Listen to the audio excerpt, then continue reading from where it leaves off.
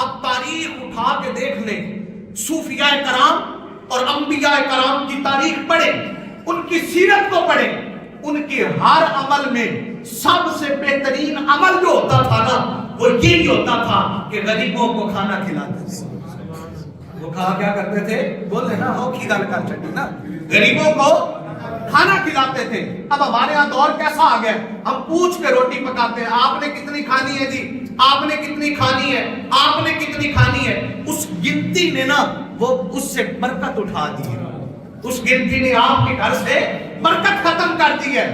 آپ پیچھے چلے جائیں، بزرگوں میں کوئی نہیں پوچھتا تھا، انہوں نے پکا دے دی ہے۔ وہ کہتے ہیں پکائی کیوں ہے؟ وہ کہتا ہے ہم نے پکا دی ہے، کھانے والے رب بھیجے گا، کھانے والے رب بھیجے گا۔ وہاں گنتی نہیں تھی، اب گنتی ہے تو پوری نہیں پڑتی۔